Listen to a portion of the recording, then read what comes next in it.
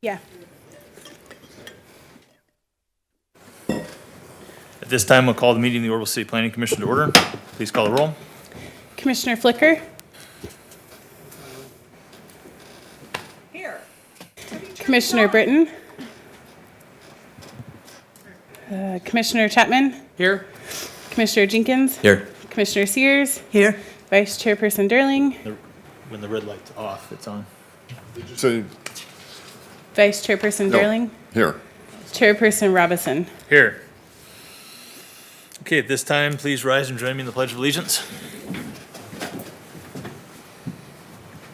Salute, pledge. I pledge allegiance to the flag of the United States of America and to the republic for which it stands, one nation, under God, indivisible, with liberty and justice for all.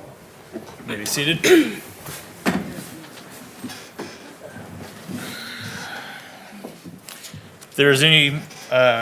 If there are any members of the public who wish to speak on agenda items, we would request that you fill out a blue slip and turn it in to the clerk.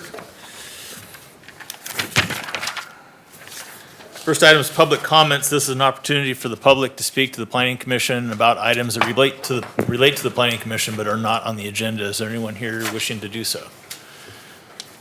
Seeing none, we're moving on to approval minutes. The minutes from December 18th, 2019, did everyone have a chance to review them? Were there any additions or changes? If not, open for motion. I'll move approval. Okay, there's a motion for approval. Is there a second? I'll second. Please open the voting.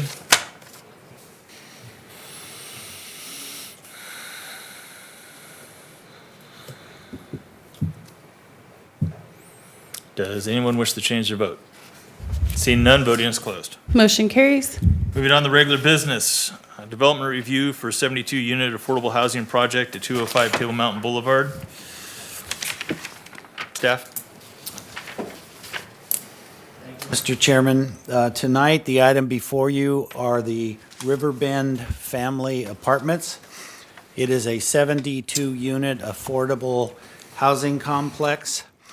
It's part of a $16 million grant application for this housing project, plus a lot of sidewalk, transit, and pedestrian improvements within a mile of the project.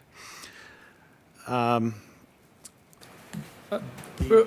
sorry I wanted to, up front, before we start the discussion on this, I have a property owner, but I believe I'm over 500 feet at 68 Nelson.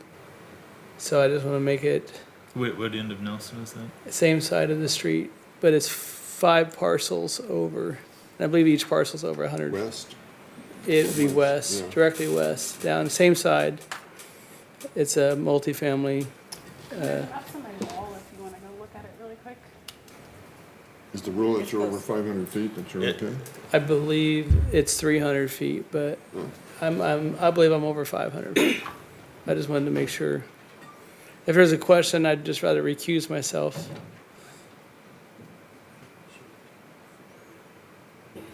Is it? Well, I need to use the restroom, so we're going to take a short recess because he's looking to find the distance on that. He is going to go look, but I think that they did look at it prior to the meeting and they believe it's over 500 Yeah. feet, but he's going to Double double check. check. I believe, I'd like to double check. Okay. I'm going to take a 3-minute recess so I can go to the restroom too. So.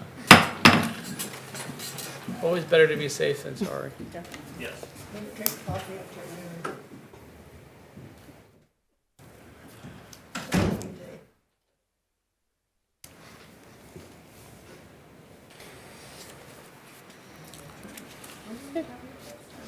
Yeah. Fourplex, 68 Nelson. They kind of like yellow. No, single story. They got the garages in the middle.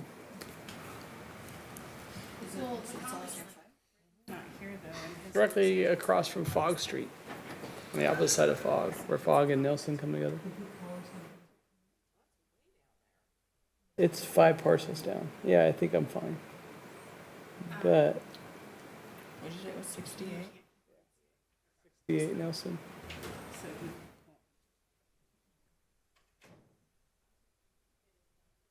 1,000 feet?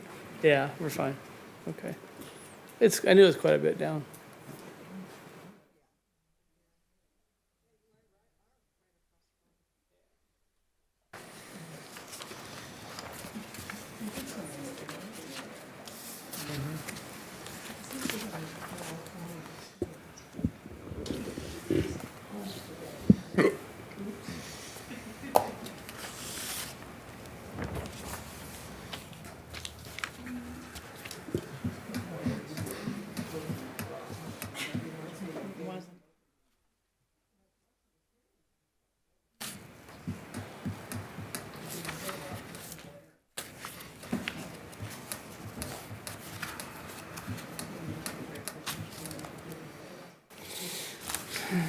I got water.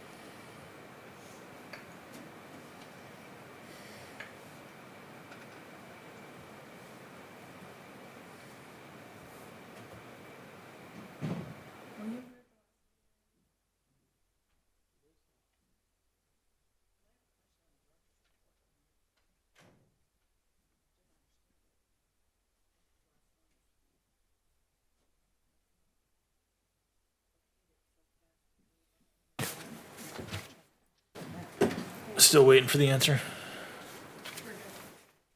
Huh? Okay. So I'll reconvene then. All right. Wes? So if you recall, this project was the reason why we reformed the Development Review Committee at the last meeting, because the Development Review Committee did meet on January 3rd and reviewed this project with the applicant present and have comments in your packet. Since then, we received the landscaping plans, which are also in your packet, but there's a 11 by 17 copy in front of you.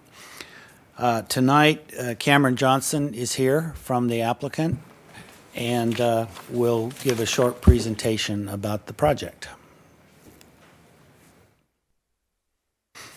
While he's coming up, please note that this is a ministerial project. It is approved by right in the R3 zone, but it is subject to Development Review Committee review.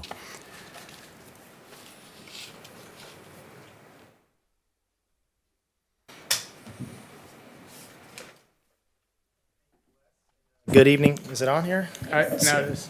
There we go. Good evening, Chairman, members of the Commission. My name is Cameron Johnson. I represent AMG and Associates and the Pacific Companies. I'm extremely excited to be here tonight to talk with you about the Riverbend Family Apartment Project. It's a well-designed, high-quality, affordable housing development that I think is coming to the city of Oroville at the right time. This type of housing is truly needed in your community. And I've been trying to put together development here for the last couple of years, and just it hasn't worked out. But I think all of the everything's come together at the right time, and so I want to do just a real short presentation of what we're going to be bringing here to the city of Oroville. Just as a way of background, AMG and Associates and the Pacific Companies, we've been developing affordable housing throughout California for the last 20 years. We've built probably over 20,000 units combined.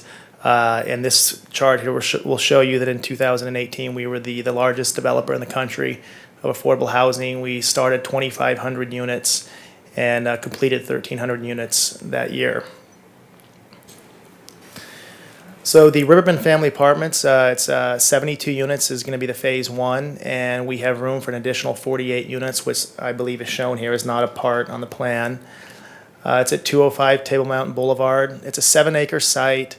The phase one will be 4.36 acres.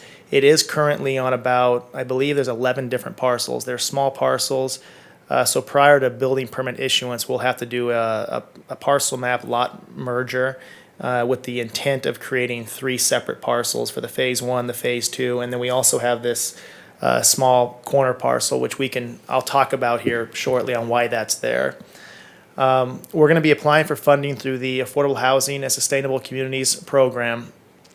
So the housing development is going to get about $10.6 million. But the great thing about this program, and unlike other affordable housing programs where you just go out and seek subsidy for the housing development, this program actually requires you to also work with the city to put together a scope for public infrastructure improvements. So the state won't actually give us that money unless they also give us, and what right now we're looking at about $6 million of additional funding for infrastructure improvements, which will include new bike lanes, new sidewalk, new bus shelters, a new bus. We're going to try to increase the amount of transit service.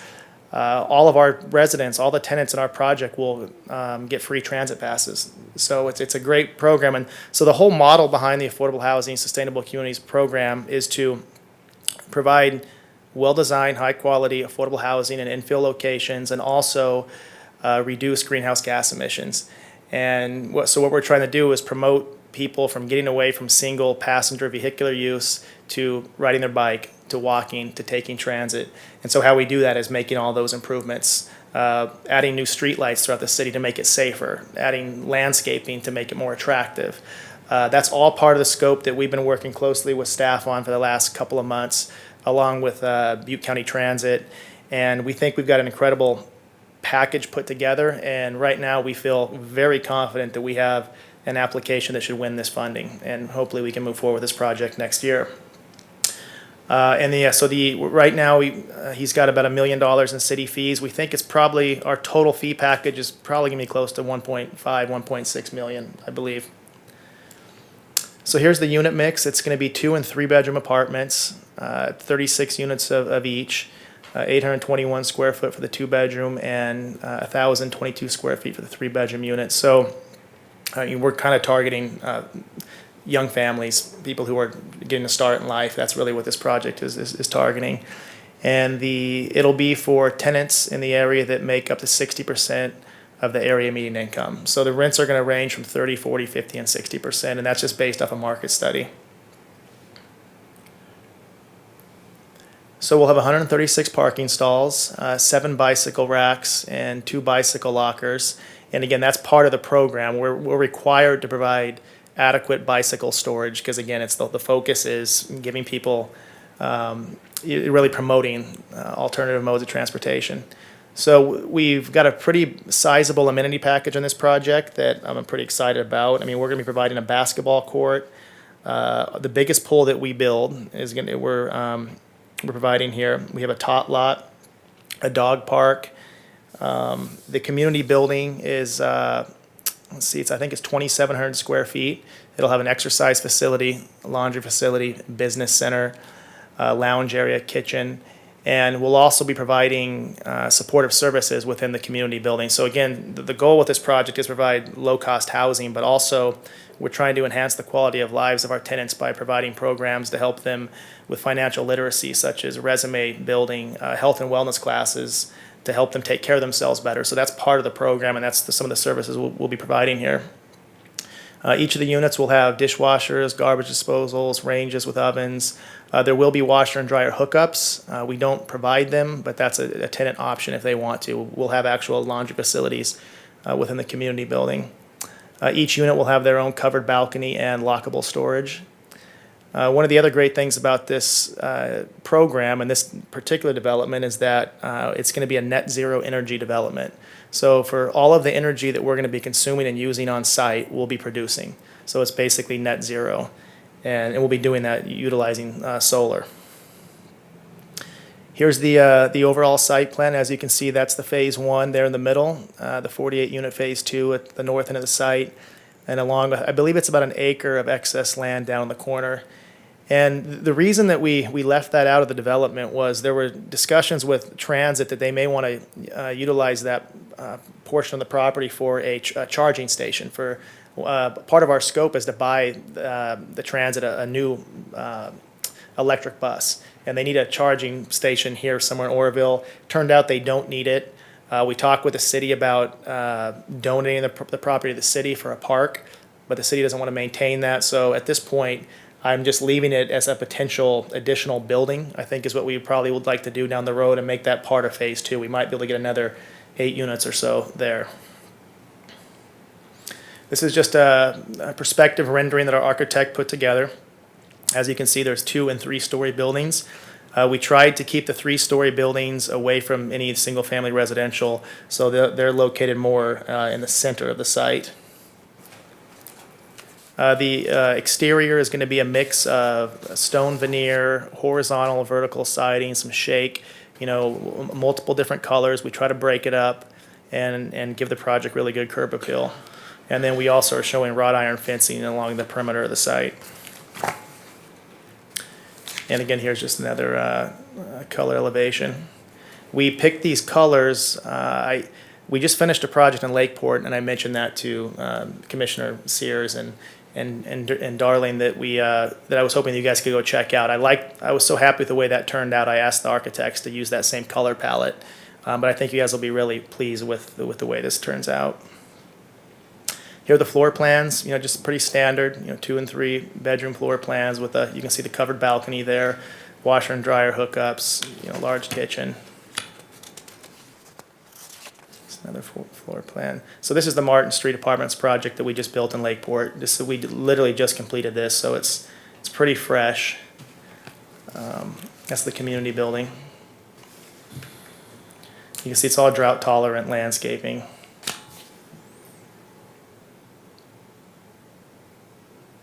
And we're gonna be starting another 48 units actually this month up here. There's the tot lot. We'll be doing something similar to this here, the basketball court. And that's basically it. So again, I'm happy to answer any questions you guys have. We're excited to be here, and thank you for the time. Okay. Thanks. Thank you. This time, we'll open the public hearing. Is there anyone here who wishes to speak on this issue? Seeing none, we'll close public hearing and limit discussion between commissioners and staff. Any questions or comments? Commissioner Durling? Yeah, at the meeting, I raised the question of doing some type of landscaping on the triangle piece around the periphery, so it kind of don't end up being a garbage pit and that type of thing. But there's nothing shown on the landscape plan, and you mentioned at the meeting that you would show it on the final landscape plan. It's not shown. What we can do is, if and I talked with Wes about this, if you guys want to add a condition of approval that be landscaped, put grass. We're not quite sure what we want to do there yet, but I'm happy. I mean, we wouldn't just leave that as gravel. We wouldn't be able to do that, or just as dirt. The plan would be to either put some type of either grass or a drought tolerant landscape. And our landscape architect didn't have the time to do it right now. He wants to put a little more thought into it on what would make the most sense there, if we want to have maybe some walking trails in there. So, but I'm happy to add that, if you guys want to add that as a condition of approval, that it be landscape, that's acceptable.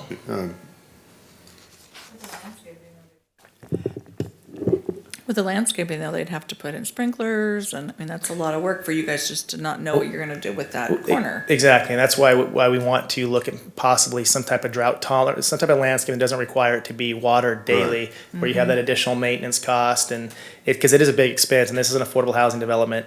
It doesn't put off a lot of income. These deals are very tight to make work, so we want to put some thought into it. Bottom line is we'll do something there that is attractive, and it wouldn't be a nuisance. And so, like I said, I'm happy to add that.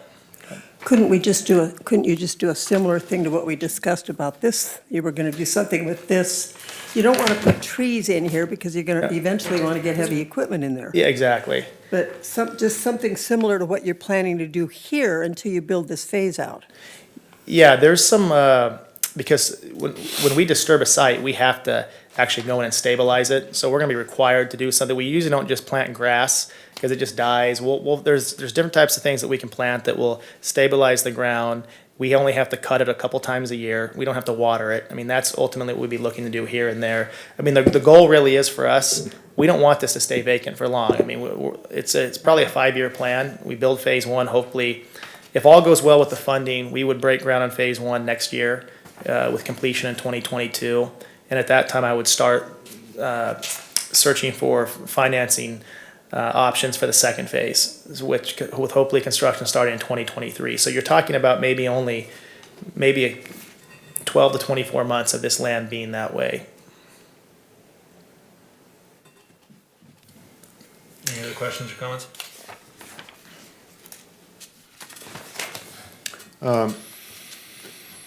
One of the other things I mentioned is, do you know what turf block is? I think so. Turf block is a block that you can put in the ground and have landscaping come up through it, Okay. so that when you look at it, it looks like lawn. If you ever want to see it, a project in Sacramento, Campus Commons. People do driveways that. Huh? They have driveways that it looks like. Yeah, but you don't see it. Yeah. You don't see it as a driveway. In Campus Commons, we had there was a major fire issue, access. And so we used turf block, strong enough to handle the largest fire truck. And it provides the access, but nobody knows it's there. And so it doesn't get public use or anything like that. Yeah, and I actually, was thinking that when you do the second phase, or maybe as part of the, showing it, the preliminary design that you have, is showing that it's a possible exit. Fire trucks getting in, it's a great way of getting the fire truck out. absolutely. Yeah, absolutely. And that was one thing, I mean, we're open to doing is making this an EVA. And that's part of the reason we didn't want to just show grass there, because we may want to come up with a solid surface here that's something that you could drive on and, you could still walk on, and we won't have to maintain it. I mean, we'll have a little more upfront cost in putting that in. But yeah, we have this drive aisle that dead ends right there. We could just as easily put a EVA access there just in case. I mean, we do have 2 points of access already, but I mean, I'm open to doing that as well. Well, I was thinking of You're thinking on the second, you're up there. here, Yeah, and that's something that we would, this because is, hammerheads are fire truck traps.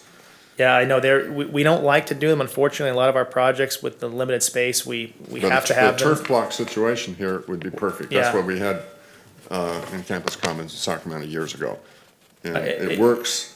Nobody knows, it's lawn. Sure. You see it lawn. It's mowed and Yeah, it's lawn. And There's metal But the fire fencing people- around the building. they're correct. So what we would have to do in that scenario is and this is regarding phase two, so this is something that will come back to you guys if we do a Right. second phase. But, I mean, we could Put a gate in. put an EVA. I mean, we'll have the wrought iron, and then you could use the turf block, and we could have an EVA so they could still get in there. Yeah. That'd be fine. so No, I mean, I appreciate that comment. that's all I had for the moment. Any other questions or comments? Well, in the plans, didn't it say something about, that it talked about maybe having an access out toward Mono Avenue? Which I don't know how that would work, because I don't think it's connected toward it. But I remember reading Mono's up- something. Yeah, I know we had talked about that in the DRC, about having just, it would be an EVA access. Yeah, I think it's up on, yeah, it would be kind of right there at the corner. I think the concern was it would be kind of close to that intersection there, which is why we would just want it to be an EVA. But, and that's something I'm totally, when we get to the point, this is just kind of conceptual right now. This second phase may not look like this. We might need to change the unit mix depending on demand. But we just wanted to show you, give you an idea of what we could do, what the ultimate project would look like. We still need to put some more thought into how this will turn out, but, rest assured, it'll come back before you guys to comment on before it gets built.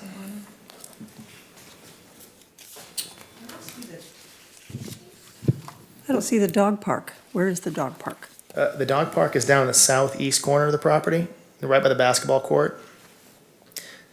And we've got a Oh, little I see it picture- now. Yeah, it's that brown. Yeah, we got, that's a little gathering there. We have a picnic table. I think the plan is to put a barbecue there so kids can play. You got your dog park. The dog park surprisingly gets a lot of use. It's something we just started putting in our But project. it's still within the fenced area or Correct, something, yeah, correct. And it'll be fenced and it has, I think we use a decomposed granite there. Good. How about a huge dog park and not a park? That's a good point. I mean, maybe, yeah, that's not a bad idea, actually. Where they can run and leap and jump and, Yeah, honestly, it may be, it may be a scenario that we come back and just fence this whole thing and add it as a amenity. I mean, something we really, again, we haven't put a lot of thought into it because I wanted to have it available in case the city needed it or transit. So it's a very fluid process right now. There's a lot of, it's very fast moving. The application's due on February 11th, so we're gonna lock it down here in the next week, but yeah, I think that might be something we just consider, is just fencing it and making it all part of the project and making it more open space so the kids have somewhere to play, because there will be a lot of children in this project, quite a few. I don't wanna, I'm much more comfortable, just having a condition that you work it out with staff within the next 6 months or whatever on that, not a part, because, it's a complicated piece.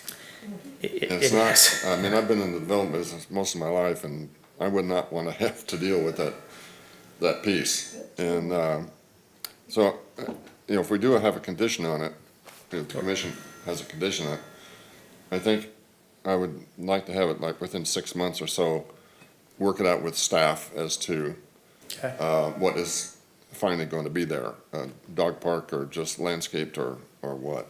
Okay. The only thing I would ask there is if we can get a little more time, so we'll probably, like 9 months, for instance. The only reason, we won't break ground on this until next summer, most likely. How about a year? Yeah, so if we did 12 months, we work it out, even prior to permit issuance, Yeah. that we would take care of it. I'm That's totally on fine. board with that. Because at one point, we had talked about doing a drive-through, like a small drive-through coffee shop, but we haven't looked at traffic and the access, and it might just be too much brain damage. It's a nightmare piece. Yeah, it's probably just gonna end up being, we might just include it, incorporate it into the development and make it an open Just space. put a unit there or something. Or yeah, we might even add units, so I'm on board with that. Okay. Thanks. Any other questions or comments? Here's a potential draft condition. Temporary and permanent landscaping and use be agreed with staff prior to building permit issuance. Is that okay? Yeah, I'm good with that. I'm good with that. Any other questions, discussion? I'm new. So, question, so this size, you have to have a property manager or a manager that lives on site? Yeah, there'll be a 24-hour resident manager. One of the units is dedicated for on-site management, and it's a requirement of the funding program. And for projects like this, that's really probably the most important asset to this project for the long-term sustainability of it is good management. So we pride ourselves on having good management, but yeah, rest assured there'll be on-site management and an on-site maintenance person dealing with the grounds and any maintenance issues. We're required that the project comply and we have certain covenants and requirements from the tax credit agency that if we don't meet, our investors lose their tax credit. So there will be probably 4 to 5 audits and inspections a year by our lender, our tax credit investor, us, our asset management team. So just, that's kind of the great thing about this program is there's so much oversight that we can't let the project, whereas a market rate project, somebody could just come in and they can let it kind of, Right. go downhill. So That's actually one of the things I tell people, because lots of times projects like this, affordable housing apartments will get a lot of flack. oh yeah. And the ironic thing about it is that most of the times, especially the way that rental market has been so tight in this town for a very long time, and after the campfire, it's even worse. Oh, yeah. And so there are a lot of people out there who have rentals that can get away with demanding a lot of rent and not doing a lot. Yep. There's a word for them, but I won't use it. And so these projects actually quite often end up being some of the nicest apartment complexes in town. Yeah, they really are. Well, this is definitely setting a good standard. Commissioners, oh, For sorry. the I'm benefit sorry. of the commissioners who weren't at the development review, another thing that they're offering is classes in the community center. Oh, great. For the tenants? Yes, Yeah, nutrition, budgeting. yeah, that's part of the supportive services package. I Resume mentioned. preparation. Nice. We're required to do that, so it's, and again, it's all about enhancing the quality of lives. The goal is for people, this not to be a long-term stay. This is a place for them to get back on their feet or save up money, so with the goal of, buying a house. I mean, that's the purpose of this development. Yeah, and it's got the tools go along with it. The classes, that's nice. I mean, the fact that everybody gets a bus pass. Yeah, It's It's great. Yeah. So, thank you. Staff is requesting approval of the recommended conditions as per the Development Review Committee's deliberations With the added language that you with the added talked condition. about. Yeah. Yeah. Well, if there aren't any other questions or comments, I'll open for a motion. There's a motion. Is there a second? I'll second it. Motion and a second. Any question as to the motion? Please open the voting. Does anyone wish to change their vote? Seeing none, voting is closed. Motion carries. Thank you. Thank you. Next item of business, zoning code 20-01, sign code amendments. I actually didn't think I was gonna see this go. Yeah. Thank you, Commissioners. This is the sign code ordinance with the changes that are highlighted that the Planning Commission left when it ceased work in 2015 on this ordinance. The downtown historic overlay sign requirements were enacted, as are shown in your staff report. So what you have before you is the complete rework that you did in 2015. We did not conduct a public hearing for this because we figure that you will want some time to look at it in depth. You may want not to look at the whole thing tonight. You may want to look at the whole thing tonight. So we are at your disposal on this. If you wish, I can give kind of an overview of what's in here. Otherwise, Commissioner Flicker, you had something you wanted to say? Yeah, it's off topic. I watched the meeting online of the December meeting because I was not here. I could not hear half of it because we're not turning our mics on or we're leaning back too far. So I noticed at the last vote, we didn't turn our mics on. First or second. So I'm just refreshing everyone's memory, Thank you. just to turn your mics on because people out there, That happened we with the can't city hear it. council meeting too. Yeah, we can't hear I it. turned in the city council meeting, I couldn't hear. If you use the speaker cue, when I advance you, your mic automatically comes on and off. Because if all your mics are on the entire time, there starts to be a lot of feedback, and you'll start hearing it if you have them all on the entire meeting. So we do the request to speak. If you press request to speak, one of you can try it, you'll notice that you pop up on a queue down there, and then Damon can call on you to speak, and then your mic will come on and off as you are advanced in the queue. Very good. Thank you.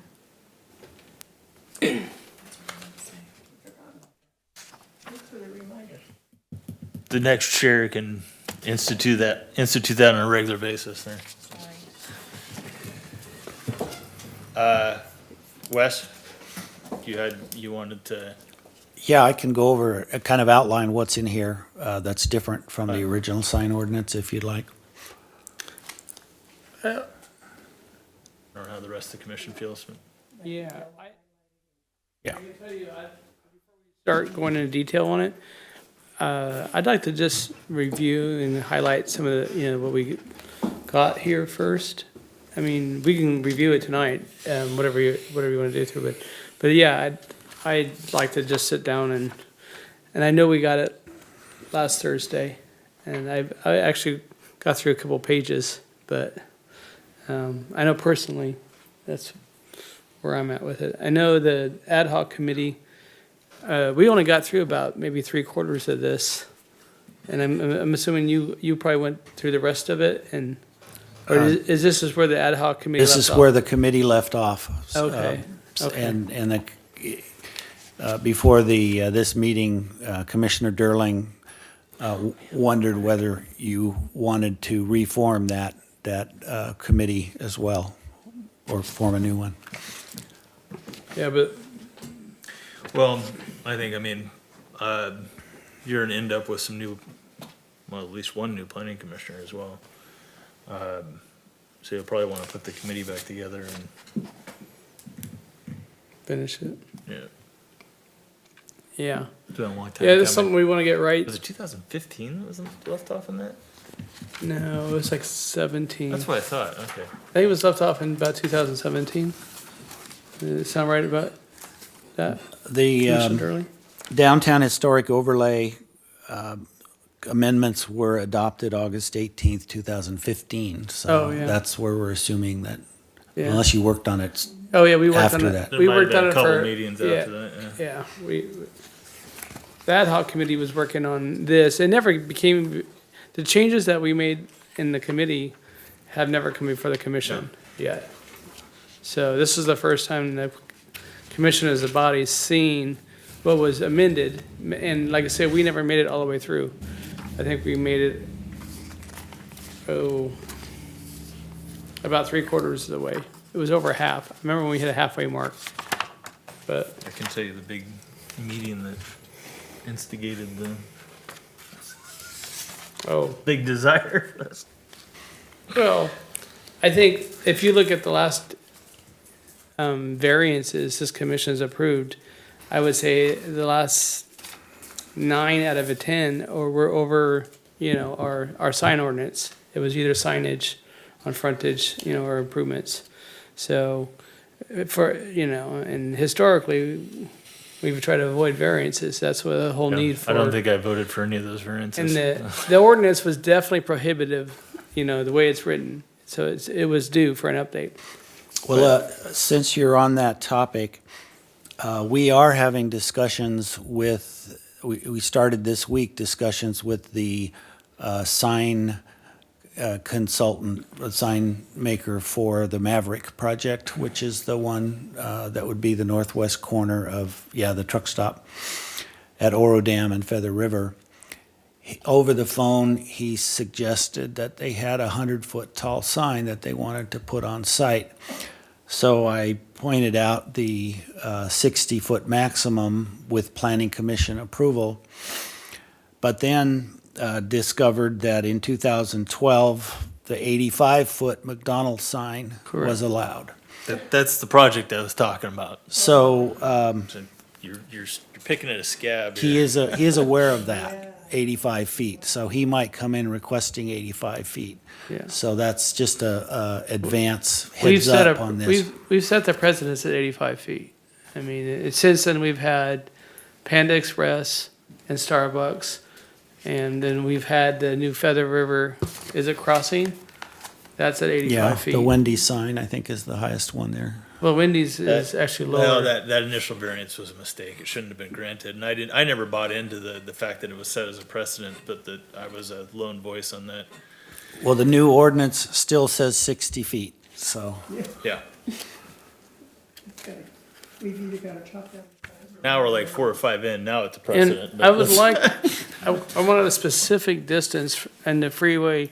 So the way we want it written is in the freeway corridor, right? It says a Because- quarter mile in the new sign ordinance. Yeah. And then there's a note to draw a line where that quarter Yes, mile ends. we want a line. Yeah.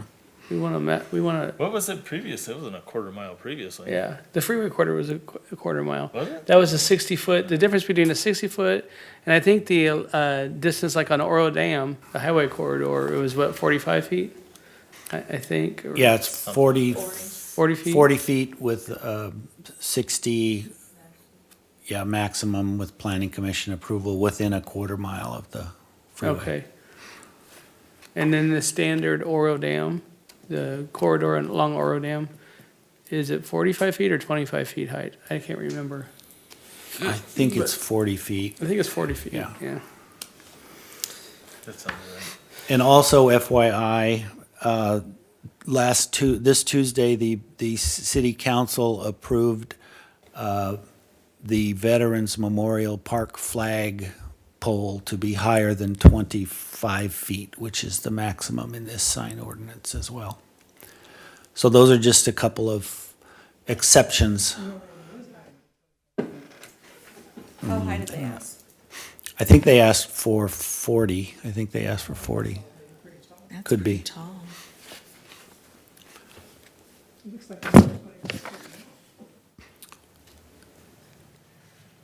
So we're not voting on this per Well, you se, wanna we're gonna give have a direction- meeting. Yeah, we want to give direction to staff of when to bring the desired code changes. Whether you want it at the next meeting or the meeting after, how much time you want to review it, and then for them to bring it as a public hearing. Or whether you want to have a committee to relook at everything. Well, which I think is probably where the direction. I just vote no on them. That's, Yeah, me too. Get outvoted. Isn't there a flagpole exemption? right near the intersection of Table Mountain Yes, and Grand? yes. That's much higher than, That's actually that's huge. No, that's actually a cell tower. that's a cell tower. Is that what that is? Yeah, it's a disguised cell tower. But Okay, It okay. has a flag though, right? Yeah, Yeah. yeah, it's Actually- designed, Oh, that's huge. actually, there's a condition that should be brought up on that. So that I remember that conditional use permit, that when they allowed that cell tower, that's supposed to have a flag and lit up on it. Yeah. And I don't know if I've noticed there's been a, There's a flag flying. no, there's supposed to be a flag up It's supposed to be there. all the time though. That's Yeah. supposed to be lighted, huh? Yeah, If it's gonna be out there at night. right. I believe that's a condition that we might want to look into that, because there's a lot of times the flag's not there. Otherwise, it's not really serving its purpose as Yeah. It's covering the it's a facts cell of the tower. cell. Yeah. As a new commissioner, I'd like to see it, we meet, so I could understand a little bit more. You know, you talked about having your, The ad hoc committee? So our last ad hoc committee was 3 members. Yes. And yeah, I'm open to, Well, an ad hoc committee has to be 3 members or less, yep. because it can't be a Over. majority of. okay. So what you could do is, you could continue to the next meeting and make a decision on an ad hoc committee at the next meeting. I went through it, I've already highlighted my questions, so. You're ready to serve on that. But did you want to ask some Well, not questions necessarily that, now? is I just didn't understand a lot of it, so that's why. Did you want to ask some questions now? I actually asked quite a few before the meeting as to like what a video compared to, and maybe you could answer them. And I don't know if you want to do page number, but number 14 says signs held or supported, this is prohibited signs. Signs held or supported by human beings or animated figures. So we can't have people out there doing the, Like the Liberty Tax people. well, that's That's what the I'm, way I read it. Sign twirlers are prohibited.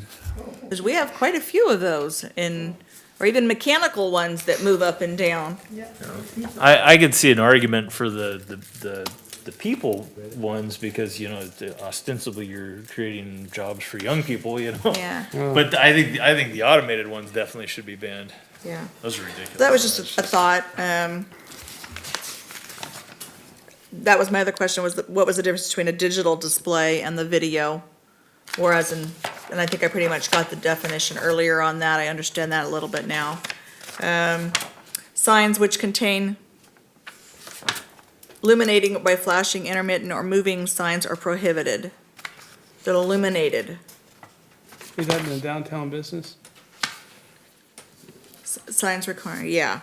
So I'm like the State Theater, it has lights that move and flash and, That's a historical Yeah. exemption. so that's, That's an exemption on the historical. okay. But we changed that ordinance specifically, that's already been amended to downtown business. We actually amended that ordinance on the lighted signs, because it was prohibited before. And we amended that ordinance a while back ago. And then we ratified it by approving the Oroville Inn. The Oroville Inn, they had the internal lit sign for the Lyman College. Didn't we have, That was brought in here. there's some specificity to that change, though. Yeah, but it was an internally lit sign in the downtown Right. district. I believe somebody came in about the City of Paris sign Yeah. and gave us something on that. That might have been the first when they talked about restoring, and then we also Yeah, that heard was about. restoring the And then we, historic- then we also had heard the one about the lineman school after that. Right. Well, the Lyman College one was the first internally lit sign that this commission approved. The State Theater, City of Paris, those would go under the historical. Yeah, but I think Nelson's Footwear, we approved an internally lit sign I there. don't remember that one. I remember the Lineman College. But that would've been down in historical. Well, I think Well- it fell under, maybe it's under the under the Historical Advisory Commission then? The historical, yeah. But we adjourned that meeting, and so maybe the internal lit, see, this is why there's so many questions on our sign ordinance. It's so, and I don't even think you're prepared. I mean, it's, we got so much history on it. If we get into the weeds, probably not. Downtown Historic Overlay District. Yeah, that's, How big is it? we have a map. There's a map. Yeah, there's, Goes they out used to to have one up the, here. I don't know goes where it out to went. the north side of Mitchell, goes that far out. Oh, which area? Shoe store is and. Yeah. Oh, yeah, yeah. Montgomery. It's all downtown area, but it goes up and it encompasses the, Spencer and, Hewitt, or, wait, see, Park, that little residential block that goes up up towards Riley's. Actually includes that area, or at least most of that area. The inset on that map behind you shows where it is. Oh, yeah, there you go. So I recall when we approved that, we had to adjourn the planning commission and adjourn as the historical advisory commission when we did that. And so that might fall under the guidelines of that, but it still needs to be under our sign ordinance as a whole. Yeah, you're gonna have to cross-reference that with the historical stuff. This is why we just need time to Yeah. go through. They'll throw it all. Well, that's why we had made the subcommittee originally. 'Cause- Yeah, and if you guys are willing to do I wouldn't mind going back on the ad hoc committee. My only problem is my scheduling. So if we have 3 commissioners that are readily able to meet, I'd love to see Commissioner I'd Durling hope at back on least- that. Yeah, I'd hope at least one of you from the previous Yeah. subcommittee would be on there. At least one, yeah. Well, there's, what direction do we want to give staff? Or were there any more questions, I guess? One more question, sorry. Don't apologize. In December's meeting, and I missed it, I apologize, in the director's report, in the minutes, it wrote sign ordinance, because this is what you were gonna talk about, coming up, and then you wrote Miners Alley sign. Yes, So we've what- had discussions with the owner of the Miners Alley. And at this point, we haven't seen an application yet, but at this point, we've heard that they are going to rename that to the Union, which is the old original hotel at that location. And there would be a new sign permit for the Union to replace Miners Alley. Yeah, but that wouldn't fall in any of this, that's okay. Okay, I just didn't know if they were doing an illuminated sign or what they were doing. They're just gonna take down the Yeah, yeah, that's fine. Cool. Any other questions?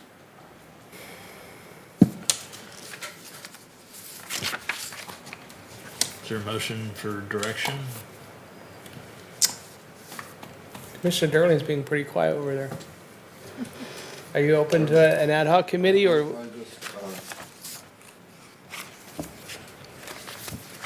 I think I would be more comfortable if we reformed the ad hoc 3-member committee and go through. But then I'm torn also that if we all made a commitment to read what we have in front of us for a special meeting and make our comments like have been made today, be another Get it approach. And I think I'm amenable to either one. A special meeting or a workshop even on the sign ordinance, workshop. yeah. I'd like to see a workshop. Yeah, I think, I mean, it's not to apply to I me. think we'd I guess, learn, but- I'd learn more that way. Yeah, I think it'd probably be, my suggestion would be, schedule a workshop meeting, go over it, and then after the workshop, you can make a decision at that, well, I guess if that, unless that's not an official meeting, you can do it at the following meeting. You can make a decision to do a subcommittee at that point if you want to, after you've done the workshop. And then everybody will be a little bit better informed to decide whether who's going to be on the subcommittee, or if they want to be on the subcommittee, or if you we just want to need keep it on the whole one. commission. Might Yeah. not need one after We you might have not the need one, workshop. yeah. If we And, do and it, you'll have whoever the new planning commissioner is will be able to be a part of that, so. I think our sign ordinance is huge, and I think it merits like a workshop, if we could put together a workshop. That way, the whole commission could be a part of that. Yeah. Yeah. It's not only huge, it's extremely important. Yes. It's a large document, but it's one of the most central focused issues that the city and planning commission, city council face on a continuing basis. And I hate to have it done, I want to see it done in an orderly fashion so that when it goes to the city council, it's a nice, complete package. And if that takes an extra meeting or a workshop or two, fine. But I've seen these turn out to be a mess in other jurisdictions, and because they rush it through. But it's up to you guys, I think. I'm with Commissioner Durling. I think at least schedule 1 or 2 workshops where we can sit there, at least have a time to itemize each item, have a discussion on it. And I'm glad, I will sit down and highlight, I actually have half this highlighted from a couple of our ad hoc meetings, some old ones, notes on those, but Are those the ones you gave me? Because I have somebody's highlighting in here. Yeah, I'd So probably I'll give give it- those back to you. So then I guess it would just be a matter of scheduling time for the workshop. Yeah. yeah, I'd like to work on a scheduling for that. Well, do you want to come up with a schedule tonight, or do you want to come up with a schedule at the next meeting? Or, I don't want to schedule the next, because then we have to wait another month before we even have yeah, another meeting. So well, let's that's see why if we can get that's why I'm the asking. schedule going. I think that would be good. Yeah. Can the workshop be during the day, or does it need to be in the evening? That's the commission's pleasure. Well, that would depend on the commissioners and whether they can attend, but we need to have as many of the commissioners there as possible. So I would suspect an evening meeting. I don't know how the other commissioners feel about it, but I'm good either way. I can do it's either just, way. it's just too darn important to, But you need evening. Well, we've got to spend time on it and get it done right. yeah, I think we need to set aside at least 3 or 4 hours, so it'd be where city staff could do it too. Yeah, that's, another aspect of it is the cost of the city, because staff, it's overtime for the staff, isn't it? Same rate, but it's still overtime, yeah. So I don't know. It's up to you. I have the city calendar in front of me as to when this room is open. So if you want to pick tonight, you can. I think that's what. Yeah. So we just need But to. I mean, the things to consider, I know that at least the person not here and one other commissioner in this room has a pretty set schedule with their work. So it's figuring out if we can work around their 2 schedules. I'm good during, like, I can do it in the day or evening, but it's easier in the day, I think, especially when you do something tedious for a couple hours. Because in the night, I start zoning off.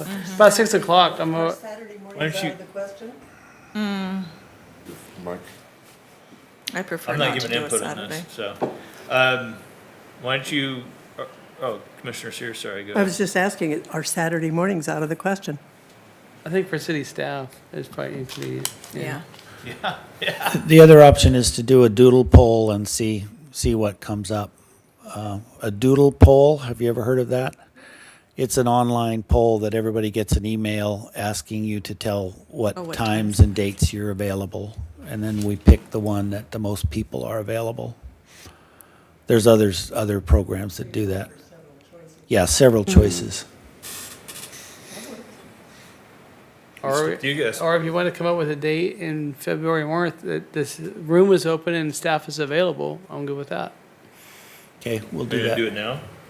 Why Yeah, not? I mean, So, So why don't you give us 3 dates, Jackie? well, pretty much any Thursday in February.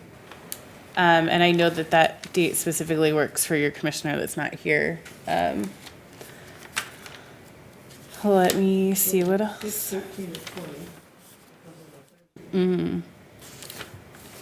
As long as it's not in the morning. I guess staffing wise for Wes, like how much time would you need to pull it together? Because that also, I would like some time to go back and just refresh, make some more notes.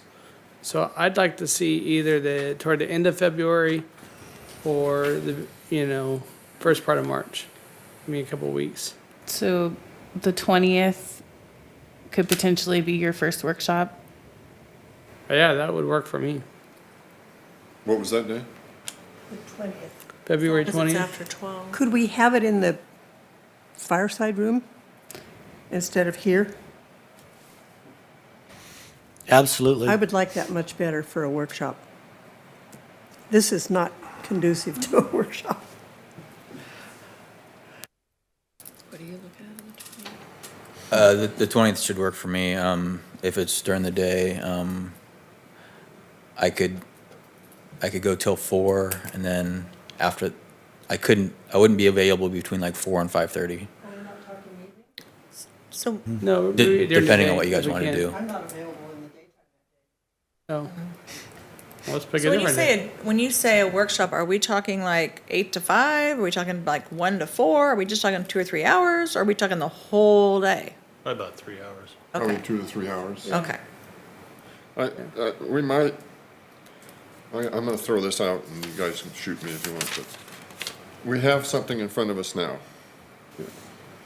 Why don't we, each of us, go through what we have in front of us and mark it up, like you've done, part of it, but in more detail, every page, and then talk about that on the 27th Planning Commission. And then from there, go to a workshop, agree to a workshop to kind of finalize it. But that way we get most of our comments on what we have in front of us in, and staff has it available to them, and then we do the workshop. That works for me. That gives me enough time to completely, review it and highlight it. I like to go through it item by item. Anyway, that's my suggestion, so. I will second his motion. Is that a motion? Well, that's, Okay, I'll make that a motion.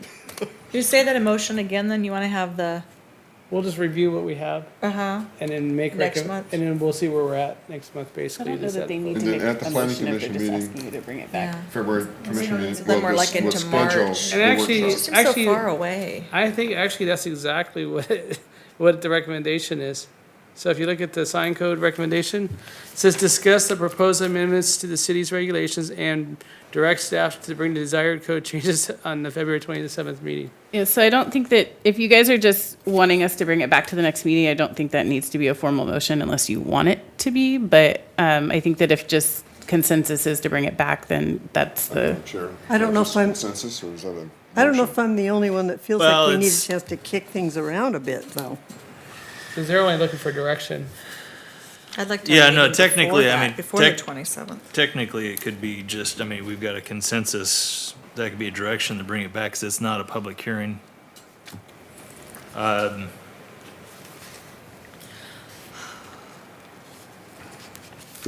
I actually, let's go ahead and do it as a motion, though, just so it's cleaned up, and we know exactly that everybody's on board with it. Motion. Yeah. It's clean. So we have a motion for staff to bring this back for discussion at the next meeting, at which point you'll, wait, Yeah. repeat what your motion was. Let me turn my mic on. I move that we, between now and the next planning commission meeting, review what we have in front of us in detail with comments, and go over those comments at the planning commission meeting. That way, so the staff will have those comments, and at that meeting, schedule a workshop where all of us can attend. End of motion. I'll second. Okay, there's a motion and a second. Any question as to the motion?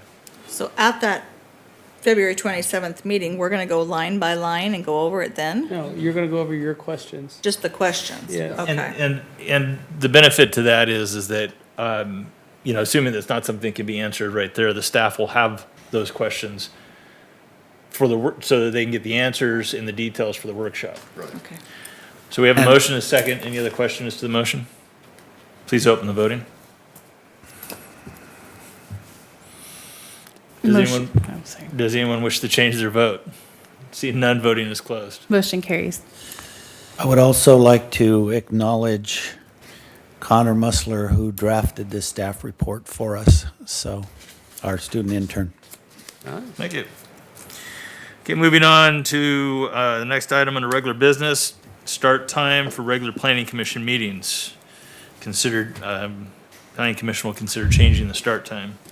Yes, Commissioners, this was a topic of discussion at the January 3rd City Council meeting when they adopted their calendar, which includes the Planning Commission dates, which is in your packet there. But there was also some discussion about why does the Planning Commission start at 7 when it could start much earlier? And the City Council will be starting at 5:30 on a regular basis. So we just thought we would make this a discussion item for you and are looking for direction from you, whether you want to change the meeting times or not. Well, I can answer the question as to why that was the standard start time, not only for city meetings, but for most meetings, because used to be there were several reasons. One, it was to make sure that it was accessible to the public, so everybody had enough time when, you know, back when most jobs got done at 5, you had enough time to get off work, go home, get something to eat, and then come and make the public meeting. And it wasn't, you know, during the day when a lot of people wouldn't be able to come to the meeting because they'd have to take off from work or something like that. It also used to be on Mondays. I think we had changed it, moved up earlier because it was more convenient for one commissioner one time, but it was inconvenient for me, especially on a Monday, working for the post office. So that's why we ended up moving it to Thursday. It's not going to affect me, but I would suggest that you not do it any earlier than 5:30. Just because like when the county moved their meeting times to the middle of the day, and I realize there's budget reasons for it too, but it also just makes it more difficult for the public to have say. I don't approve of that. Because there are a lot of people who can't afford to take time off to come to a public meeting.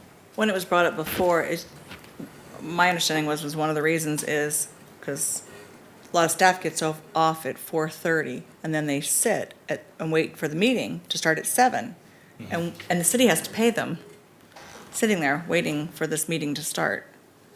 Whereas, and if we moved it to say 6, it's a little bit better maybe. Do you guys actually sit at City Well, Hall I'm sure they being don't paid? just sit. I mean, that would be nice. Yeah, I haven't known any city staff that think they actually just sits there sit. getting paid. Usually it's a little bit more inconvenient. They don't get paid, they have to leave and then come back, so. I mean, I will say specifically in regards to me, because I'm one of the ones that gets overtime for that. I mean, yes, it's hard because you're here after work from 4:30 until 7 when the meeting starts. But I mean, there's plenty of work to do that we do during that time, or that I do during that time. But at the same time, if it were earlier, I would definitely not complain because I would get to go home earlier. Well, when I came on board, it was at 6 o'clock, I think, wasn't it? Yeah. For quite a while. Yeah, it'd been moved to 6 at one point. Phil Wilcox actually had been more convenient for her. And that's, 6 is fine, anytime pretty much, I'm retired, so I can do it anytime. But daytime is tough. I like to see as much public participation as possible, and you don't get a lot of that during the daytime meetings. Yeah. Well, there's also, there are a lot of jobs that, you know, that wouldn't be able to make a 5:30 or 6 o'clock meeting. So you're limiting who's going to be involved in your public committees.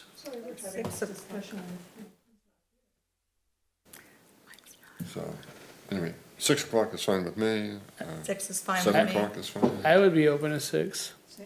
But I would also bring up Commissioner Sears just brought up, you have one commissioner who's not here, who has his own business, and then there's another commissioner that you don't even know who it's gonna be coming on, so. For sure that he'd be.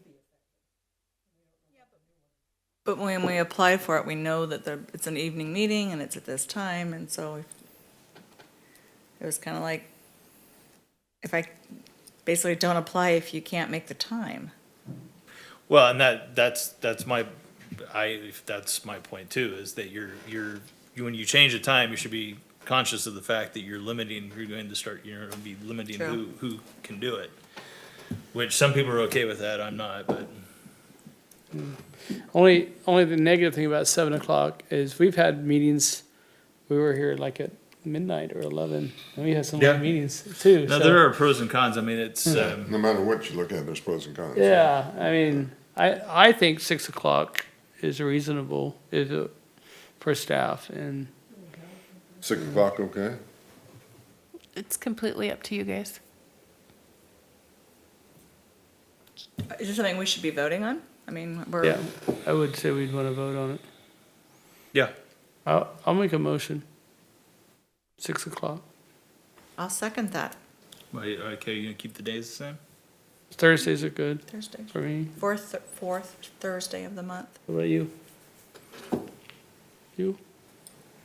Okay, there's a motion, to change the meeting times, keep the day the same at Thursday and change the time to 6 PM. Is there a second? I'll second it Okay. again. There's a motion, a second, any question to the motion? Please open the voting.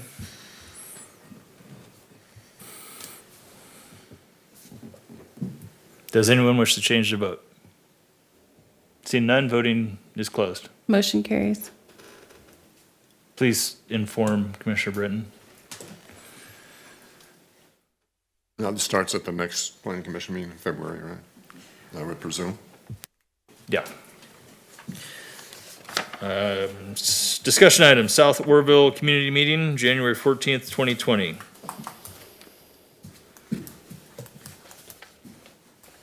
Wes? Well, it was put on there because you wanted them to be able to. Oh, yes. On January 14th, staff, 4 city council people, and 3 planning commissioners met with 40 or so other residents of South Oroville or South Side. The residents there like to call themselves South Side.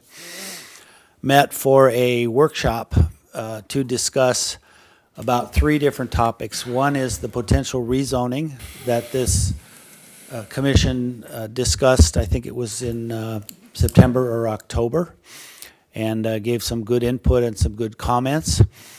And then the annexation in South Lincoln, right next to South Side, which was part of the meeting where we mailed out letters to every one of the 32 property owners there. And then just to gather input from the community about what their priorities are and how to encourage investment there. We put together a list of, we took notes and put together a list of comments, which you all have in front of you there, and which Commissioner Sears also provided comments as well. And we had a staff meeting on Tuesday to sort of discuss and start prioritizing the items that are low-hanging fruit, easy to do, those that have impact and such. Independently, the streets department has swept through every single alley in South Side and picked up trash and done a cleanup there and took inventory of pavement and hole filling, pothole filling and things that are needed in those alleys. So that happened the day after. It was actually independently scheduled. But that happened the day after. A lot of input about inviting the community to participate in its own revitalization. trash removal, of course, identifying specific infrastructure projects. Many of those streets do not have sidewalks, and there are a number of drainage issues there in the South Oroville area. Streetlights was a common theme mentioned. And then federal and state funding for infrastructure projects and other projects. A lot of discussion about code compliance, a lot of discussion about providing or focusing social services in the area. And so that's a report, and since there were 3 planning commissioners there, it'd be interesting to hear from them about what they thought.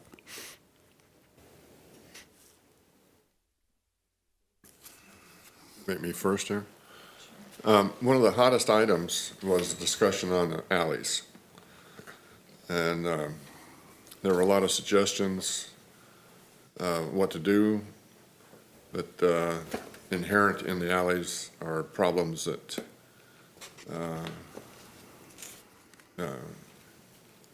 make it difficult to improve, like utilities going down the alleys, so you can't get rid of the alleys so much. It was just talked about the possibility of adjusting the rear lot lines for each parcel to go to the center of the alley so that basically the alley would disappear. I imagine that could be looked at, but it would have its difficulties.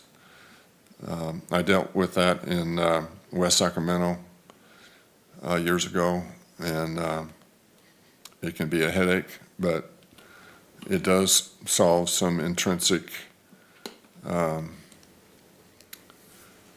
don't want to say health issues, but just different problems that, yeah, that community faces that distract from what a community really wants to be. And it's a junk collector and all of that. So to me, that was one of the hot items, and a lot of discussion on it. I'm trying to think of what else was really hot.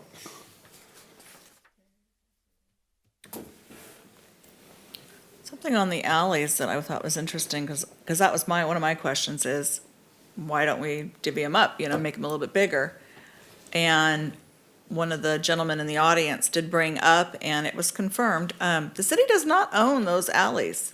The people that own the property, when that stuff goes over the fence, and you're still responsible all the way up to the middle of that alley.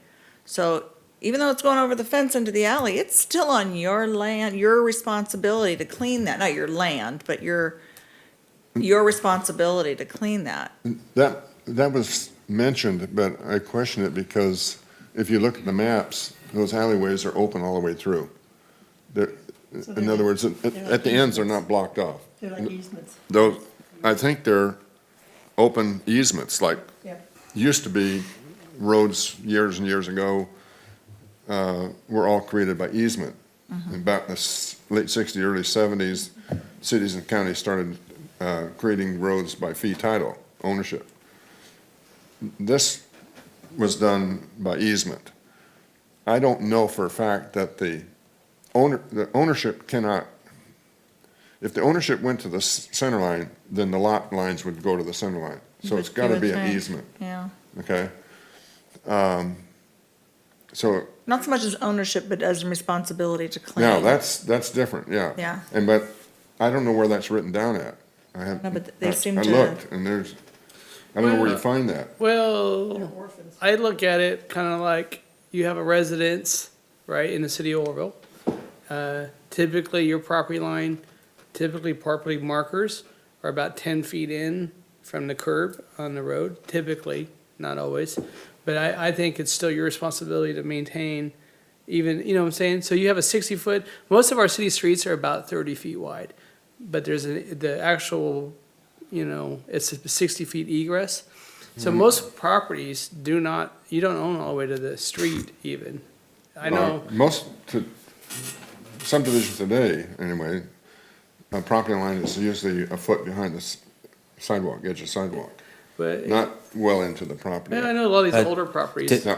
Typically, county and city right-of-ways are 60 feet yeah. for Yeah, and most of our roads. streets are not From, 60. from, Oh, ed- yeah, from you- edge to edge. Yeah, you go down here, A lot of the times, yeah, they'll build the sidewalk out, and a foot or two behind the sidewalk will be the property line, but it depends on what the right-of-way is. I know my house on Midway Drive, there's the street, they have the curb, and my property marker, which we actually located, was 10 feet in from that. Yeah.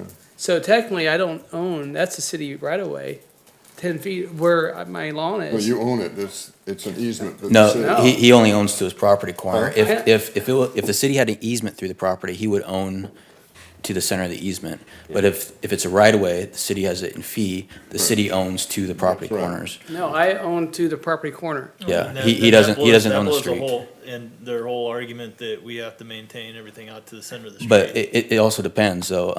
I believe that's a really old subdivision map through there. It is. More modern subdivision maps have to, Today, that's not done. dedicate, 40s. have to dedicate that, and then the city or county has to accept it. Yeah. Nowadays, but back then, they probably drew 15-foot alleys on the subdivision maps. The But- maps show 18-foot wide alleys. But nobody actually probably physically accepted that. Right. So figuring out who actually owns it.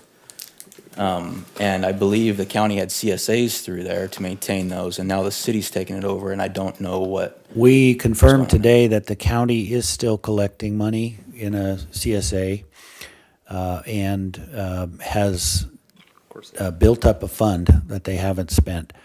So we're going to discuss with the county whether or not we're going to take that over or not. County service area. I know when I grew up in Chico, we had an alley behind our house on West 21st Street. And the city, it was problematic, similar issues. This is back in the 80s, early 80s. The city of Oroville took a nice initiative and they actually concreted the entire alley and they re-fenced the back side of that alley. So, and it cleaned it up. There was never a problem for 20 years after But that. you look at the alley there, between Palm Avenue and Mangrove, or anyway, it runs north-south. Just east of Palm Avenue, there's an alley. I lived on the alley for a little over a year, when we got married. And traffic goes up and down that all the time. Yeah. But who is responsible for maintaining that? Well, I don't know how you can hold the property owners technically responsible, because I do believe the corners do not go to the center of the alley. I believe, I know I've developed property in the south side. We located the corners, and they did not go to the alleyway. So I did not own that. I couldn't fence it, I mean, there's an egress for utilities, but you don't own it. I don't know how you can hold somebody responsible for a property they don't own. The question is who owns it? Yeah. I'm assuming the city or the county owns it, that. And most of your, I know, like, we ran a sewer lateral. This is on Fort Wayne.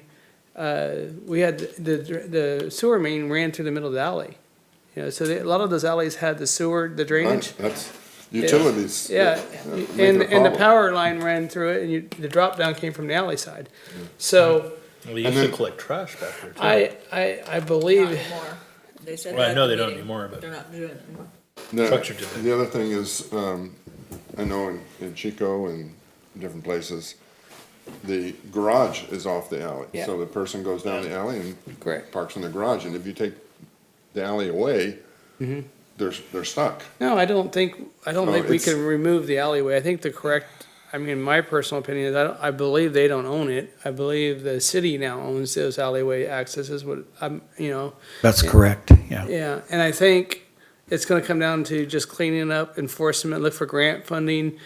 It'd be great if we could do consistent fencing, new fencing all the way down there, Yeah. and enforce cleanup, make sure you can't punish the homeowners for somebody dumping property, but you can't dump property on the city street. It's a city-owned alleyway. You're not supposed to dump garbage in there either, So I think it's gonna come down to more enforcement, improvements to, and I think lighting's part of it. I think there's a lot of the situation's been, I mean, it's been problematic since Southside existed, I think, in those Well, alleyways. and, I mean, if you notice, dumping is problematic everywhere. Yeah. I mean, it's all over the place. I mean, they need to do more Well, open dumping and- days or Well, something. and I think dumping's getting more expensive. I mean, Yeah. I had cardboard in my trunk. They want to charge me $11 to, to take Yeah. cardboard now. I mean, Well, they did mention that they had a huge, they designated it was a place they were gonna do come and bring your stuff.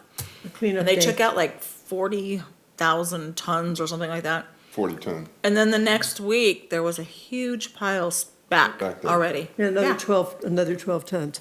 And they're like, yeah, I think it's not a simple solution. I don't think you can force, somebody to clean up city property, because I believe it's city-owned property.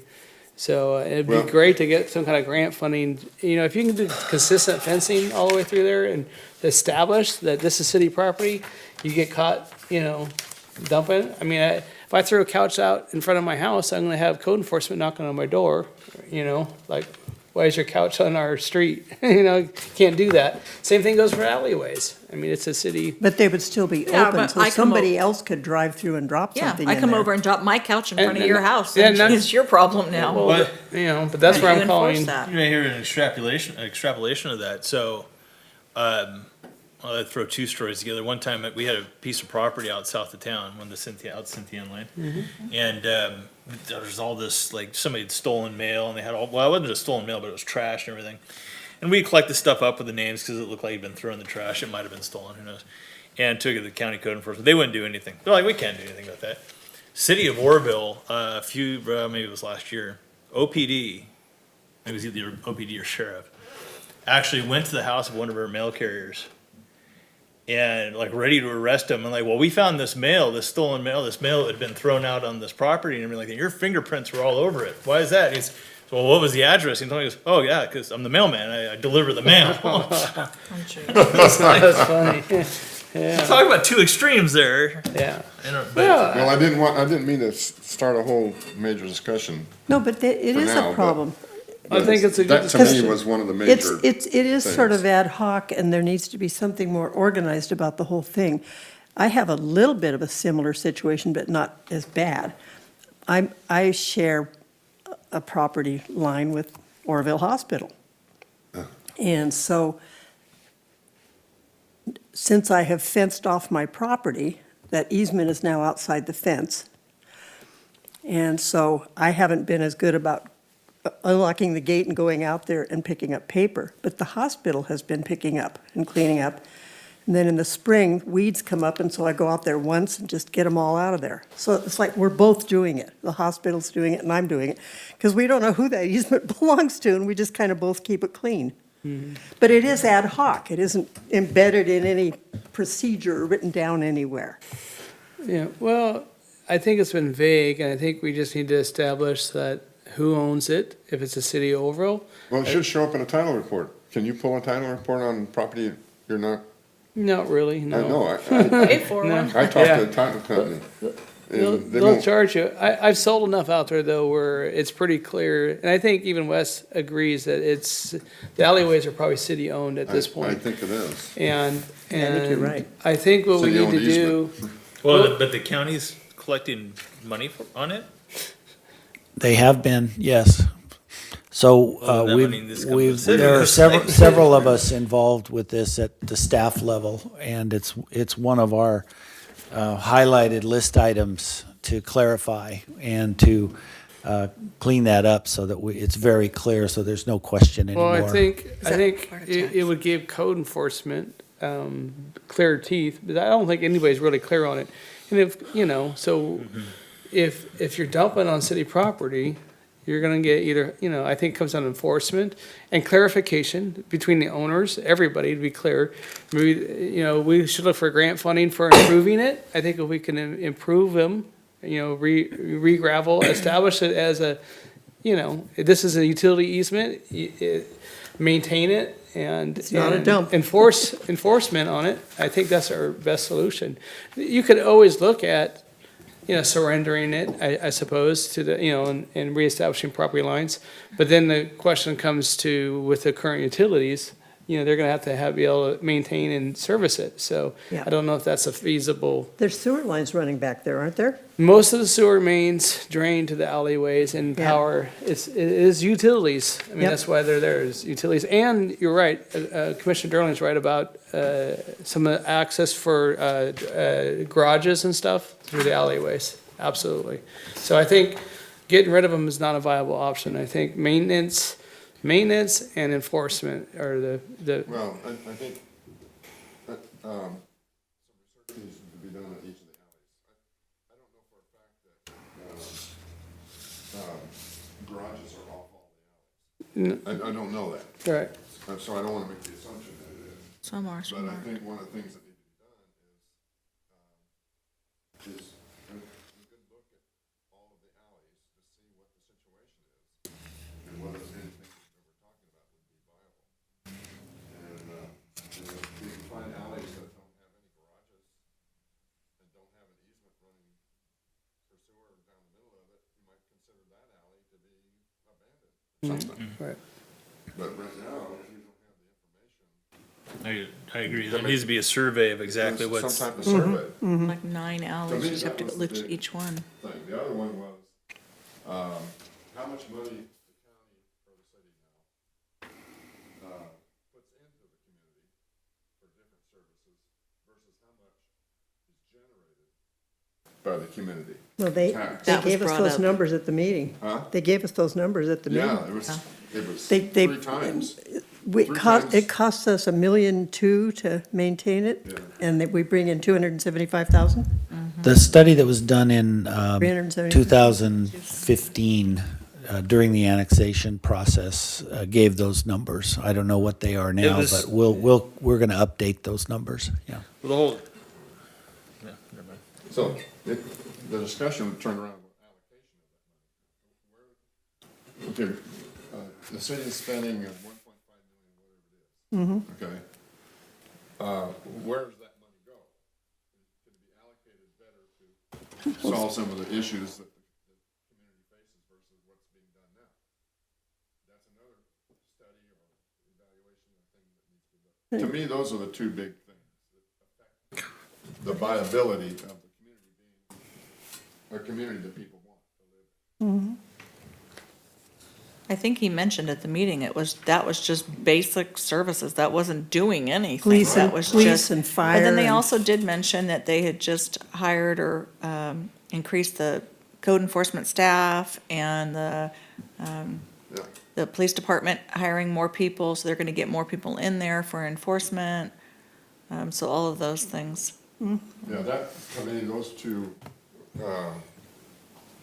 were, to me, only me, were the two most important issues that were discussed and opened the door, needed to have work done, evaluations, surveys, whatever, to try to use those as solutions to those two issues to better the community. I have a couple of comments about the meeting. I came away with a feeling that there's a lot of mistrust of the city, longstanding, and that they do want to be involved. So I think we need to find a way to have like Well, it's. a citizens committee or something and let the residents Oh, have that's- more Yeah. participation. And I did suggest to Wes that we come up with some projects fairly soon that make a visible difference to people, and that will increase the buy-in, I believe. And he has already identified one that we've already done just since the meeting, sweeping the alleys. That's a biggie. And the other thing is that City Administrator LaGrone started warming centers as well. There's Yes. a couple of warming centers Yeah, we that didn't started mention, immediately. Mr. LaGrone was at the meeting as well. And that, I think that helped. I don't know if he's going to want to come to all of them, but it was, mayor was there and Mayor was there, the city, 3 council city was, members. staff was well represented all the way to the top. Well, that's what it's gonna take. I mean, Southside's not monolithic. You've got a lot of different feelings here. You got people who wanted Oroville to annex Southside a long time ago. You got people who never wanted it annexed. And they still feel that way. Yeah, And I those mean, aren't going it's- to go away. No, and that's the only way that you're gonna get around that is exactly what you just said, which is, community involvement, committees from the sit-on, seeing progress. And that's the only way, and yet you're never going to completely get rid, there's going to be some people who are just always going to be wanting to, And they'll find something to whine about, no wanting matter to what. cut their nose off to spite their face, you know, it's, But the rest of the city's that way too, so. that's, yeah, Yeah. it's, So what we have committed to internally, we haven't told anybody yet, but we're going to have our next of probably 3 or 4 similar community meetings in the March 11th, that week timeframe. And we'll have it at the Southside Community Center. And then Connor has taken all of the emails from the sign-up sheet and created a email list. So we will be posting information on our website and make sure everybody has access to that. I didn't get to sign up. I never got to sign up to put you have my email address now. but You're on the I don't know if list. that's being transferred to that list. So that list was being shared with everybody? It that's is not. on that? Okay, thank you. The list For staff to is a communicate. one directional right now. Only the people on the list can see the city. They can't start blogging to each other about things, not through this program.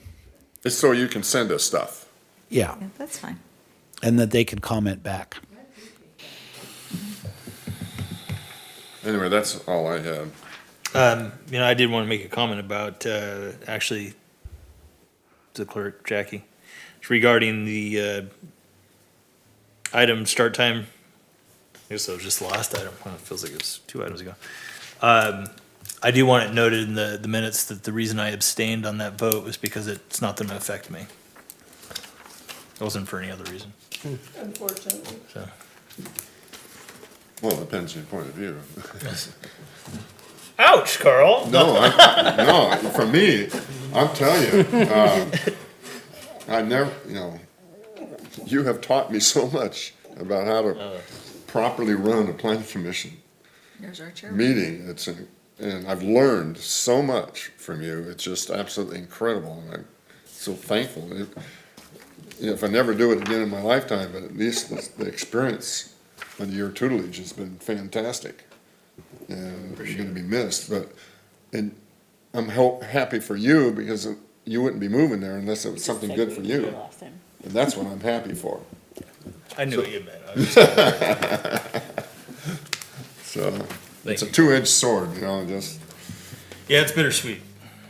I appreciate your sentiments there, Carl, thank you. I'd like to second that. Absolutely. Commission reports, any, We just did one. yeah, any other reports from subcommittees, anything like that? I'll start getting busier as time goes on. Director's report. Couple of quick items that haven't been covered. We do expect that hotel, branded hotel application for the vacant land behind Panda Express and Starbucks by the end of this month. And council, if you don't know this already, council adopted on Tuesday night a full ban on the sale of flavored tobacco to take effect, tobacco products to take effect 1 month from probably Monday. Were the commissioners given an opportunity to make comment, or were they asked anything? I had a health issue that come up, No, it wasn't. not a health, but a family issue that was really important, and family comes first with me, so I wasn't able to go. Commissioner Sears did Yeah, and I sort of testify. messed it up. I didn't get to the point of reporting on what our sentiments had been. Right. They only allowed 2 minutes. They And I always prepared allowed 3 2 minutes minutes. worth, I had 3 minutes worth of remarks. Did you, So I got through the first 2 minutes and didn't get to finish. well, at least we got some shot at it. Well, but it opened the door to some unnecessary grandstanding, and I wasn't happy with it. I felt like I'd let you guys down. The full commission opinion or recommendation was also written into the staff report, so it was there Yeah, as but well. there's a yeah. big difference between Yes. that and, Showing to up me, and sitting through the if I were meeting. mayor or running the city, I would want to hear verbally from the chair or from commissioners Yeah. or whatever And there was of the some, planning and there commission. was some murmuring about that, like, well, Right. let the planning commission say. Well, and I did talk to the mayor afterwards. Yeah, but And, that's- and he did say, he was shocked that we didn't have a time that, he was surprised that we didn't have a presentation, basically, time, that we were kind of lumped in with the comments, period. Yeah. He's like, why didn't you do He's that? in And I'm like, Well, he it's could just have the way it was. fixed that. He could have fixed that. Yeah, On the he's in fly, control right, of that. right there, he's running the meeting. It was kind of a last minute, I think, just was surprised, Anyway, and then that it kind that of blew really up. bothered me. Yeah, it bothered me too. I would have liked to have been there, but I wasn't able. I've had, You've got enough on your wouldn't plate. have, much it going on. probably wouldn't have made a difference You need help because they moving? went and they approved it on a Yeah. 7-0. I can get some help. They approved it 7-0, even though there were at least 3 council members You don't that were opposed to the ordinance. I thought that was interesting. I'm sorry, Commissioner, excuse me, repeat that last bit. The council voted 7-0 to adopt the ordinance, even though there were clearly 3 members that weren't comfortable with it. Yeah, I've seen things like that before. Yep. Yeah. Then That's- my last That's so item- normal, it's pathetic. is that we did have an email from Commissioner Flicker, and we all have noticed that the stack up at the KFC is often problematic, so we will be soon setting a meeting with the manager at KFC and see if we can organize something different. Is that stack up still going, I haven't, No.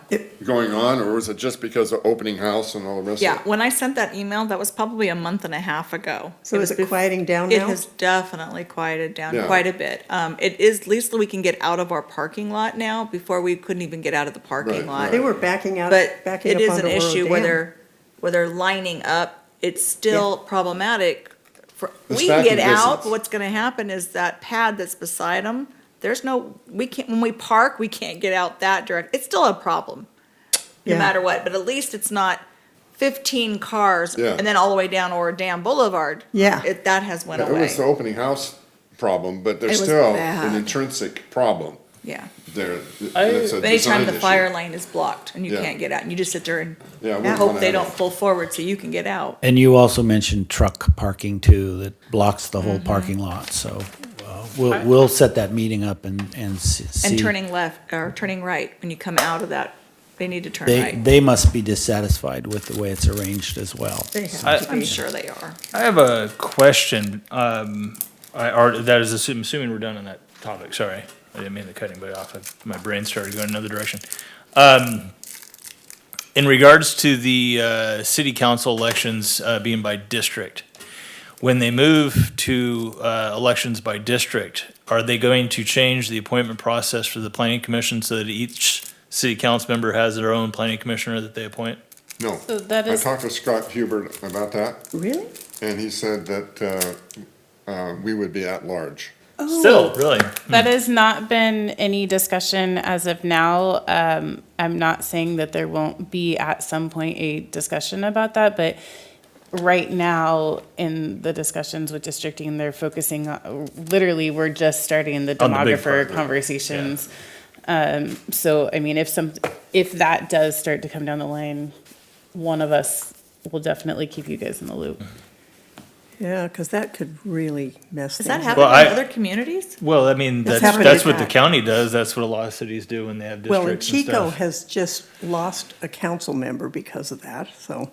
you Oh, know. because of the districting, yeah, I Yep. saw that. My- There's pros and cons to both ways. I mean, there's, there's arguments Yeah. for both doing it. No, I either just way. hadn't heard about the planning part of it. Yeah, Planning My commission, concern which- about that's one. going that direction with the planning commission, it really politicizes Yes. the planning commission. Yes, And I've seen it go that way in a couple of cities and areas I've worked. It lasted about a year and then it reverted back.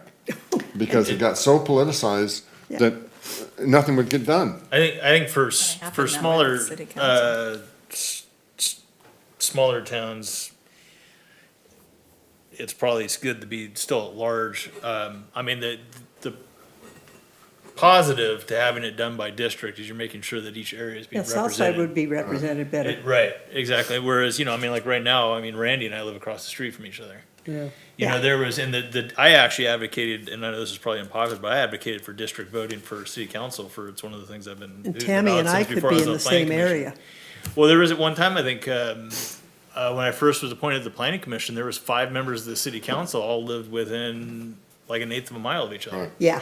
No, Yeah, it for was- city council, I think so. That's an elected position. They definitely represent a body of people, and I don't have a problem. But when it gets down to the planning commission, it politicizes the planning commission, and you don't want a planning commission politicized. And it needs Yeah. to be a Planning commission co, has to be independent, and, independent's probably the wrong word, it but needs to be a coalition of the willing. we need to be free as a body to make our recommendation, whatever we think it is, pro or con, to the city council. Yeah. And let the city council decide. But if it gets I've seen it, if it gets politicized, I think the city you, council's gonna the get city council politicized. doesn't get the feedback that it really needs from the planning commission. Yeah. It really, and I've seen it I think switch back. in a small town, it's very, I mean, it's, yeah. Oh, absolutely. But Woodland. to be honest, though, of course, with it being at large, I've seen it politicized too. It was, planning commission when I first came on was very heavily politicized. And, you know, over the years, it's gotten to the point now where, like, I'm very proud of the planning commission we have now. Yeah. And, Well, that's why it's been a I wanted to be progress part over of the it. last 20 Yeah. years, Well, getting to the point where it's. You've seen that, and you know what happens when the planning commission becomes politicized then. Yeah. but It's not good. Yep. No, you get a lot of time lost that you need to spend on planning issues, Yep. arguing over stupid stuff. Okay. Anyway. Okay, any other items? All right, well, in that case, I will say goodbye. It's been, Long haul.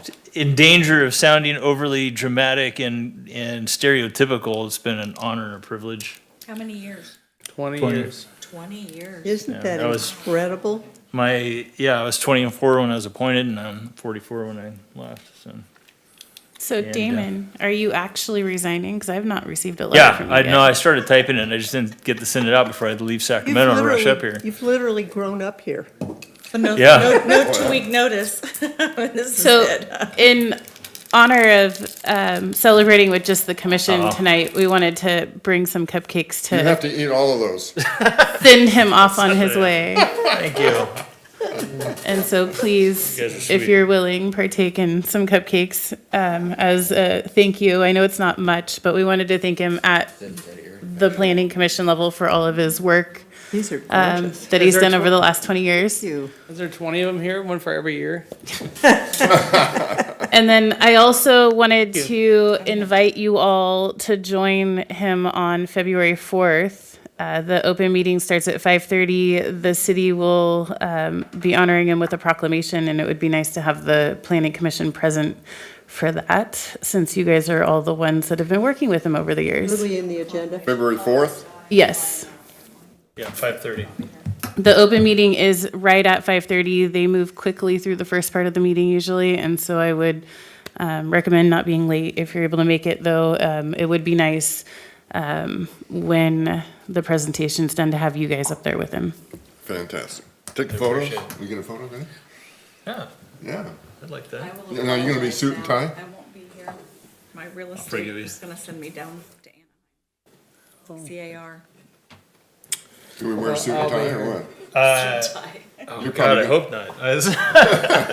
But again, this is all pending him actually giving me a Yeah, resignation you'll letter. have it by too. Monday. I started writing it up, and I kind of think I procrastinated on it because, like we mentioned earlier, it's kind of bittersweet. You know, I'm excited for being down there and starting my life with Heather and moving on to other things. But you know, it's been a lot of like packing up my house. Yeah. And listing it, well, trying to get it listed, and you know, just all the stuff I've been going through, and moving down. It's been bittersweet. A lot of memories, a lot of emotional stuff, a lot of lamenting of all the things I had planned to do with the house that I didn't. I had 11 years, so there wasn't really much excuse. But Oh, working with you at least over 10. I think I've been a commissioner since 2008, I thought, wasn't it? 2008, so 12 years with you. Wow. It's a loss. The city's at a loss not having you as our Now, chairperson. am I gonna have your email address and phone number and everything if I Oh, have an he's- issue? I can Questions? call you and get some feedback. Absolutely, absolutely, they're gonna be the same. No, Yeah. he's changing everything. He's like, that's it, don't call me. I'm still, at least for another 6 months or so, I'm still a member of the Birdcage Theater, and they're still calling me and stuff, and it'll always be my hometown. You've had a passion for Oroville since I've known you.